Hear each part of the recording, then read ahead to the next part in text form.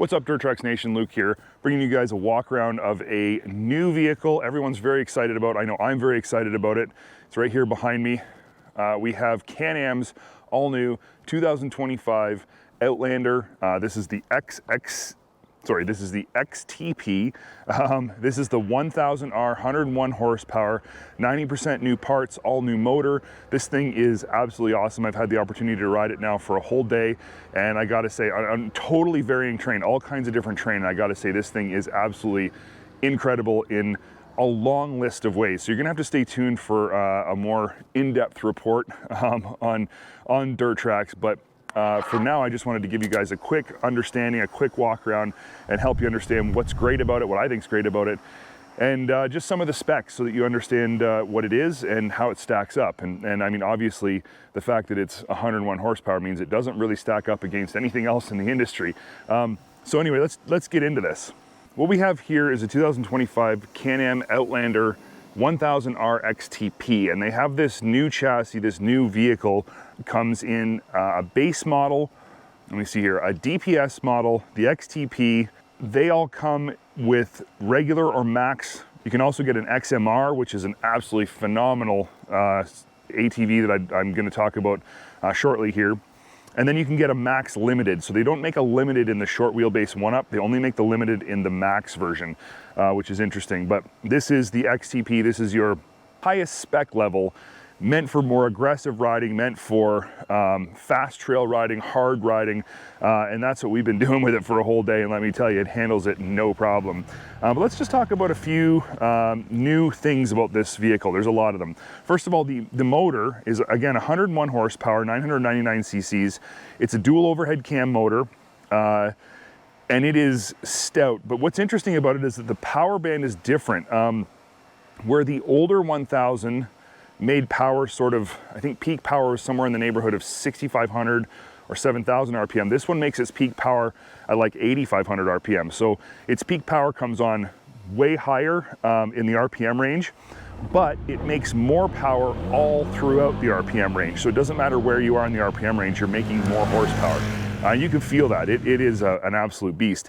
It comes with 3 throttle modes. It comes with sport, normal, and work. And what I'm gonna say now is gonna shock some people. This is the smoothest throttle I've ever driven on any ATV. It is so buttery smooth. This is a 101 horsepower ATV that I would be happy to let my wife ride all day in sport mode. She would have no trouble with that. That's how smooth it is. Now, there's a reason for that. It's partly the throttle, but it's also because Can-Am has included the P-Drive primary clutch. So that's their newest clutch. It is an absolutely smooth, super fast backshifting clutch, and then they also have a dual roller secondary clutch now. So they have got clutches on this thing that are just so smooth, so fast. Clutching is absolutely phenomenal. It's just incredible. Let me see here. So the dual roller secondary is a larger diameter secondary by 30 millimeters. And what that means is you have different potential gear ratios when you're wound all the way out. So it just changes how the vehicle deals with its torque and where it can make torque, or where you'll feel the torque in the RPM range. It works really good. I have to say, as far as throttle control and clutching goes, I've never driven anything that is this smooth and this manageable, this controllable. It's absolutely phenomenal. Can-Am has done an incredible job. But again, I think the biggest one for me is the throttle.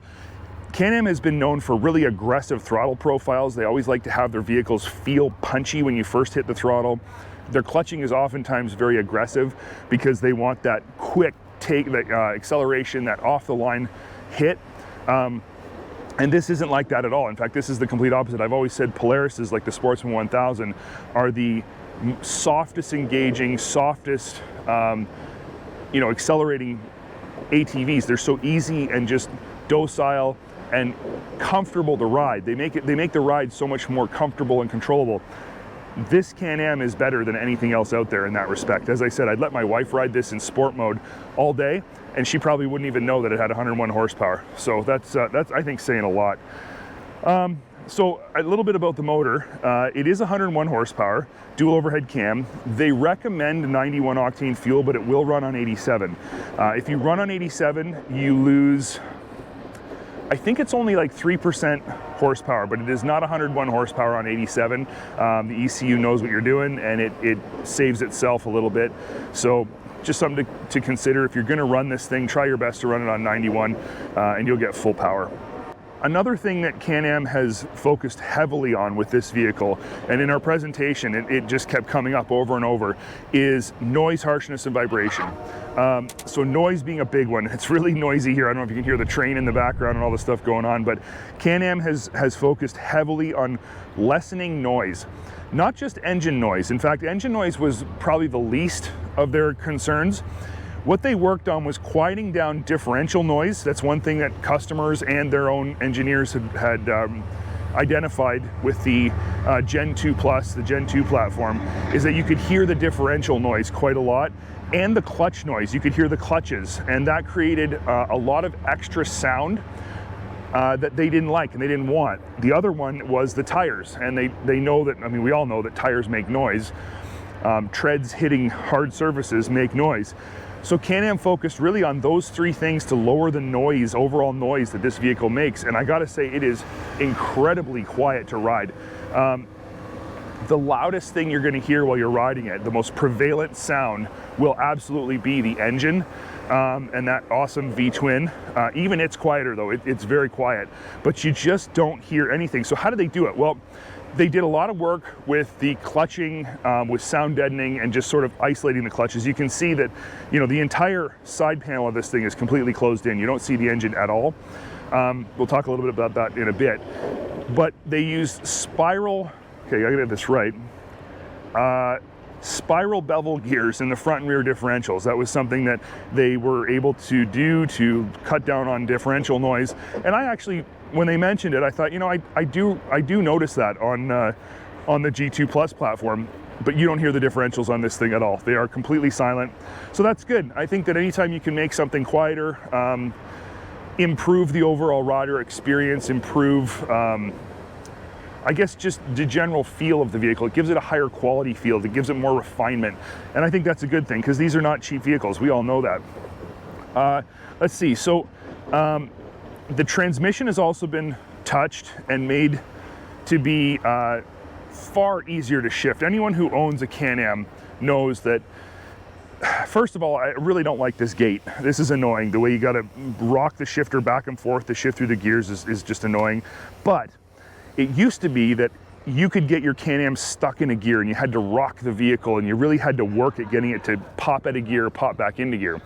That's not the case anymore. They have made this transmission, no matter where, if you're on a hill and you're in park, you can pretty much use one finger to shift it into drive. It's so incredibly smooth. That's a huge improvement. It also gives you this feel like, I always felt like when I was reefing on that shifter that I was gonna break something. I was bending a connecting rod or something, that I just was putting too much pressure on the shifter sometimes, and this makes it feel completely the opposite. You don't feel like you're putting pressure on it at all, and it just gives it this sort of more durable, longer lasting feel. So that's really good, and a good upgrade. Let's see. So another thing that Can-Am focused heavily on here was heat management, and that's something that I think most ATV companies could take a lesson from, I guess, or could start focusing on more.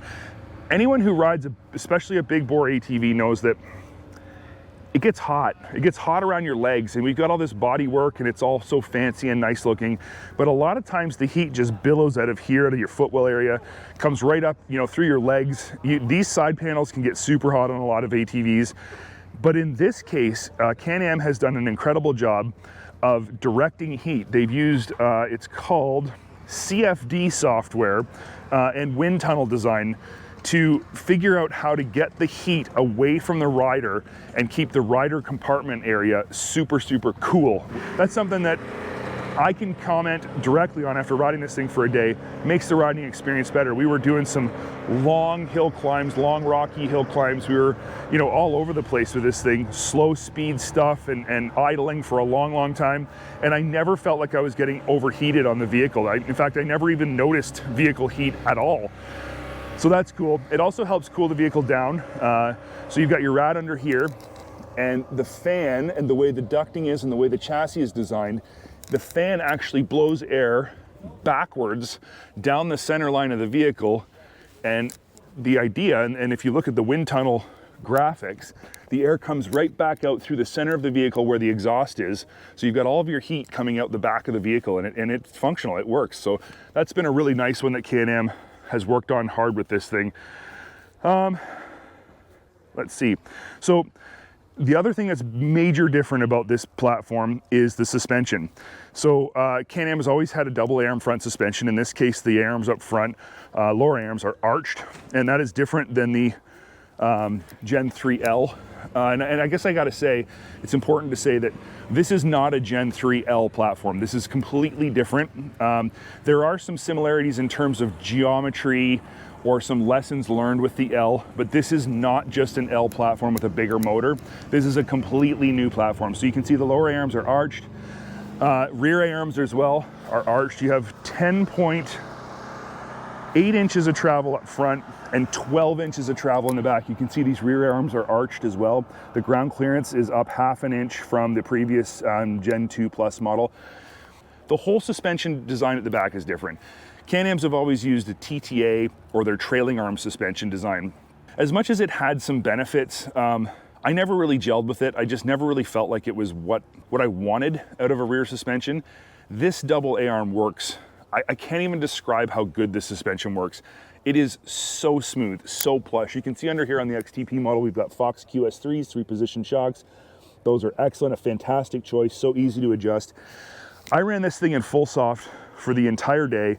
I ran hard and fast on rough trails. We rode some crazy rocky sections up the side of a mountain, and everywhere I went in full soft, it was plush. That's the only word I can use, plush. Maybe pillowy would work. It is such a smooth riding ATV. Definitely, I'm gonna make a statement that this is the smoothest riding ATV I've ever driven. It is phenomenal how smooth it rides. Now, I do think that because I had it on full soft and I'm a big guy, and I didn't bottom it out, I couldn't bottom it out, even on really high speed sections, hitting like water bars and stuff on some of the mountain roads, I couldn't bottom it out on soft. I think that soft is still too firm. I should be running it at minimum on medium for my weight, but I've talked to the engineers at Can-Am and suggested that maybe they need to tone down their compression damping. With that said, for a guy like me, I can't make any complaints about how great this thing rides. So kudos to Can-Am for not just redesigning their suspension system, but for massively improving how this vehicle rides. It's outstanding, and it is a standout in the industry right now. So the whole vehicle gets a 5.5 millimeter thick skid plate all the way along. It's bolted on. It's made of some sort of super high durability plastic. That's nice. They do sell obviously aftermarket skid plate extensions or different skid plates, aluminum skid plates. You can buy all that stuff, but what it comes standard with is actually pretty good. So you really don't need to upgrade that much. The frame is a high strength steel frame. Now, this is kind of interesting. This is a whole new frame, obviously, made of steel, high strength steel. It's super durable, super stiff, but it's also 35% lighter than the previous Gen 2 frame. So it's considerably lighter, but stronger and stiffer. So that's, anytime somebody can make something stronger, stiffer, and still lighter, that's pretty impressive. With this suspension system and with the design of the chassis, I'm gonna go to the back here, and you can't see this because it's all kind of theoretical stuff, but Can-Am has actually raised the roll center of this vehicle and brought it closer to the actual vehicle center of gravity. The roll center used to be on the TTA setup right on the ground between the two rear wheels. The roll center for this vehicle is now right at the trailer hitch. And the center of gravity is sort of, I would say, just below the exhaust tip, maybe a little lower than that. When you look at the graphic they gave us, that's where those 3 points are. So raising the roll center, that makes people think it's gonna roll easier, but that's not actually what it means. The roll center is sort of the tipping point. So it becomes like if you were to push a tree over in the woods, the roll center of the vehicle would be where the base of the tree is. So the lower the base of the tree, the more leverage you have to push it over. If you raise the base of that tree up higher, you're pushing, it takes more effort to push. So raising the roll center actually makes the vehicle less tippy, especially when you raise the roll center and bring it closer to the vehicle's center of gravity. That has a huge effect on stability. And I gotta say, I've said this a number of times, but we rode these things hard and fast on mountain roads, on fire roads, rough stuff, bumpy corners, full throttle, 101 horsepower, and this thing stays so incredibly flat. It's unbelievable how hard you can corner this vehicle and never have it feel like it's getting tippy or in any way unstable. I would say that this is one of the most confidence-inspiring ATVs to ride really, really fast that I've ever ridden. So those changes are massive for Can-Am and for this vehicle. I always felt that the old G2 Pluses were, they just felt tippy to me. They just didn't feel confidence-inspiring to really push hard in the corners, but this thing outclasses everything else in the industry. So also amazing job by Can-Am for doing that and for making that work. When you redesign a whole vehicle from the ground up, you can kind of do a lot of cool stuff. Let's see, what else can we talk about here? Let's talk about some of the differences in the models that are out there, because Can-Am has got this 1,101 horsepower, but they also have the 850 has got new power. So the 850 is making almost, I think it's 84 horsepower. It's making almost as much horsepower as the competition's 1,000 are making. But what you got to understand is that they're both the same motor. The 850 is just a detuned version of the 1000. It's not just a detune. They use a different cooling system, lower capacity cooling system, and different clutching. So it's not the same. It is different, but it is the same motor. So that's kind of interesting. Something that Can-Am and Sea-Doo, and probably in some point we're going to see Ski-Doo doing it as well, using the same motor with different programming, different tuning to lower the horsepower and basically help keep prices in line, make things just simple power of numbers. Building more motors that are the same, you can build them cheaper than building two different motors. So the 850 is actually a 1000. It's just 850 horsepower, but oddly enough, it's similar horsepower to everybody else's 1000. So it's kind of funny how that worked out. But there are other differences between the 850 and the 1000. So for example, this XT-P right here has 4-position braking. So anyone who's familiar with Can-Am ATVs knows that they used 3-position braking on their other models. You had 2 fronts and then a center-mounted rear brake. I always hated that system. I never liked it. The brakes were chattery. They didn't give you very good feel. I didn't feel like they gave you really good power. I just really didn't like the 3-position braking. This XT-P, all 1000s get the 4-position braking. So not just the XT-P, but all 1000s get the 4-position braking. But let me think about this. Only the XMR 850 gets 4-position braking, if I'm not mistaken. All the other 850s still use 3-position braking. So there's a difference there between 850 and 1000. What are some of the other differences here? I just got to look at my notes because there's so many different things. Accent lighting. So you've got 4-position headlights or 4-pot headlights, 2 on each side. And then you've got this bar right here and this little piece right here. Those are accent lights. Only the 1000 gets the accent lights. So you're not gonna see that on the 850, so that's something different as well. You get Visco 4-lock on the 1000s as well. You just get regular Visco lock on the 850s. There's some painted pieces. You can't see it because of this light bar here, but this panel right here is painted on 1000s, and on 850s it's just black. Same with the rear. There's a panel in the rear that's painted on the 1000s. This panel right here is painted, on the 850s it's black. So there are differences. I think that's smart. I think it's smart that Can-Am has made more than just an engine or a horsepower, I guess in this case, difference. They've delineated the 850 versus the 1000. And I think it's smart on their part too, because obviously somebody's gonna figure out how to reflash the 850 to get more horsepower. I mean, it's the same motor.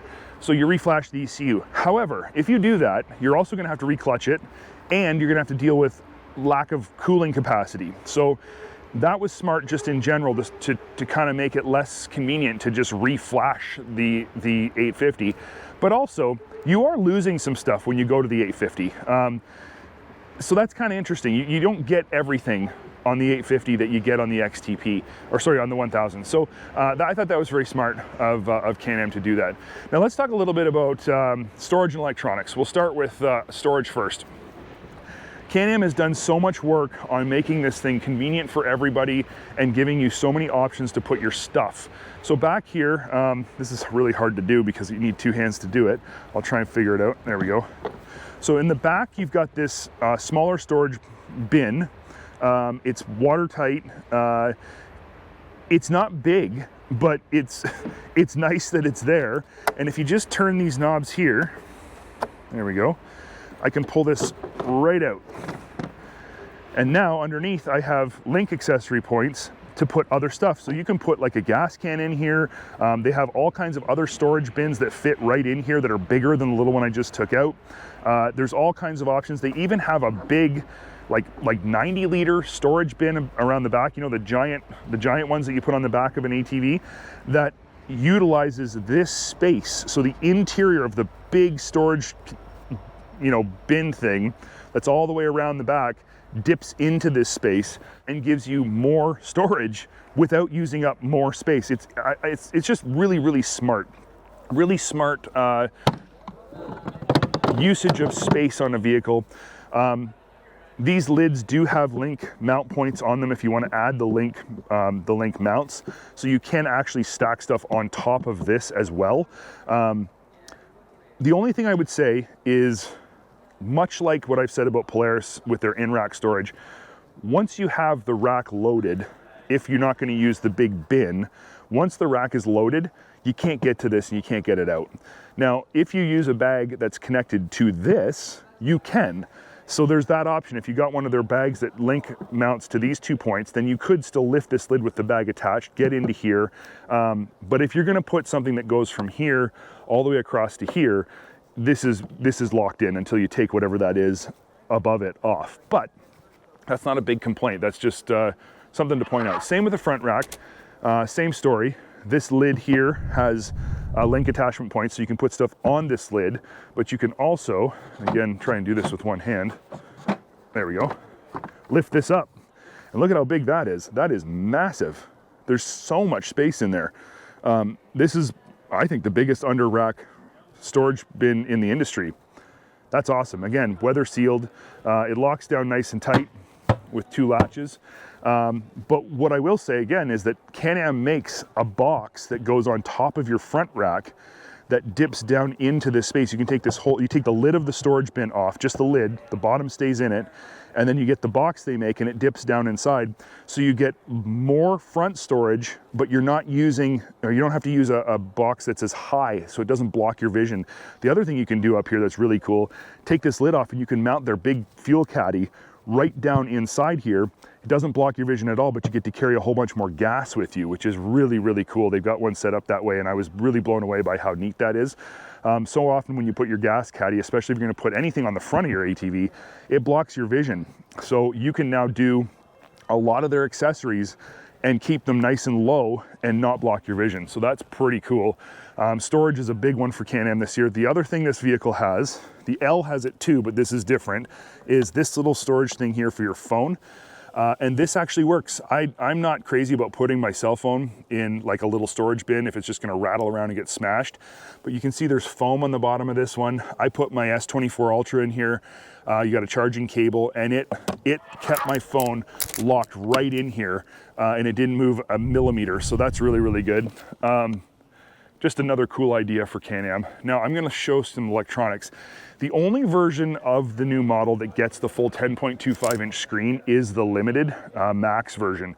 Everything else gets the regular wide but digital screen. It's not a smart screen, not a touch screen, which is fine. It has all the information you could possibly need. It's nicely laid out. It's easy to read, but you can't upgrade this to the big screen. That's something I think Can-Am should probably look at doing, is allowing you to upgrade this. Let's talk about electronics, because this thing is loaded with it. So obviously you have tri-mode DPS, which you adjust using the start-stop button. Once it's running, you just hold the start-stop button. and it changes through your DPS settings. You have obviously your high-low beams over here, and it does have a high beam flasher, which was pretty cool. I haven't seen that before. Works fine. Your winch controls are now integrated into this left-hand switch gear, which is really slick. I like that. Polaris started doing that, and it looks way better than the old ugly switch. Can-Am's got it sorted out even better, I think. Your on-off switch is over here. Usually it's on the right, sorry, but it's on the left for this one. Over here is where all the magic happens, though. So here you have your 4x4 control, which is standard. You have 2x4, 4x4, and then you just click this button to get 4x4 lock, and this little thing here lights up red to tell you that you're locked. Again, it's Visco 4 lock in the front on the 1000, so that's good. This is your intelligent throttle control, 3 modes. Again, work, normal, and sport. What I do want to point out is that it always defaults back to normal. So when you shut the vehicle off and restart it, you do have to push it into sport each time. That's not a big deal. It doesn't scroll through, which I like. So when it starts up, you're in normal, this goes to work, this goes to sport. If you push this again, it doesn't do anything. It doesn't like scroll back to normal or work. You have to push this direction to go. And I think that's the way it should work. I don't like ones that just keep scrolling, that it gets more confusing. Over here, you have multi-mode engine braking, intelligent engine braking. You just hold this button down for like 1 second while the engine is running, and you can cycle through 3 different modes of electronic engine braking or intelligent engine braking. And the engine braking works really, really well. It's super strong, but because you can adjust it, it's much more convenient. I can turn it almost off, or I can turn it up to high if I'm towing. So that's really, really nice. Again, you've got a drive-by-wire throttle. The throttle feels fine. It doesn't feel like a cable throttle. It doesn't have a lot of resistance, but it feels fine to push. It does a great job of filtering unwanted feedback when you're in bumpy terrain or something like that. It does a great job of filtering that out. Your transmission down here is just standard reverse, neutral, high, low. And then over here you have your DESS security key, the way Can-Am's have always had their security key is right here. So that's cool. Your braking, single lever braking for the 4-point brakes. This is a different brake lever. It comes with the handguards on the XT-P model. Yeah, so that's kind of my walk around. Now what I would like to do is take off the side panels, but I'm kind of out of time. The XT-P again comes with these beadlock wheels also. These tires are new from Can-Am. What are they called here? They told us Trail King 2s. From XPS, and they are designed to be a quieter riding tire. So they have a continuous center tread down the middle that when you're running on hard surfaces, it runs on that center tread and doesn't give you that humming noise of the blocks continually hitting the ground. So it makes it for a much more quiet riding tire. The service intervals for this vehicle for normal riding are 3,000 kilometers or 1,900 miles. Yes, that is between recommended oil changes.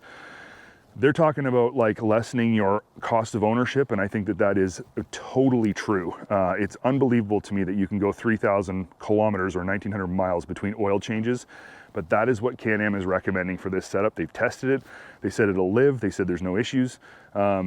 Just kind of mind-blowing, to be honest, but that's what they're saying. The XT-P model comes with these cool bumpers. They're not round. They're actually kind of a formed steel tube that looks cool. It doesn't come with a headlight, that's an accessory. The bumpers have these tow hooks right here. They said you can tow 3,000 pounds from the hooks. It does come with the winch. And then out back you get the cool bumper as well. It has LED accent lightings out back as well. And then a trailer hitch that can tow 1,800 pounds. Yeah, so what was interesting is I said, how come you can tow 3,000 pounds with the bumper but only 1,800 with the hitch? And they said it has to do with tongue weight. So that there's rules about that, about what you can do, tongue weight, towing, all this kind of stuff. So you can tow, direct tow more with the hitch than you can haul in a trailer. If that makes any sense. I don't know. It makes sense to me, but a little confusing. So anyway, that's really all I got for you on this XT-P right here. I would love to talk more, but again, I have to get going. We got some more riding to do today, and everybody's kind of waiting for me. But I wanted to bring you guys as in-depth a walk around as I could possibly do. I hope you guys appreciated this. If you liked it, make sure you hit that like button. If there's any questions you have, leave them in the comments. If you haven't already subscribed to the channel, do that for sure. I'd really works well for us, and you know, you'll get notified of all the new stuff that we got coming out, which is pretty frequent. As well, turn that bell on so that immediately when stuff gets uploaded, you get a notification and you don't miss out on any great content, because again, there's a ton of it coming out on a regular basis and we don't want you guys to miss out on any of that. So thanks for watching, appreciate it guys, and stay tuned for the next one.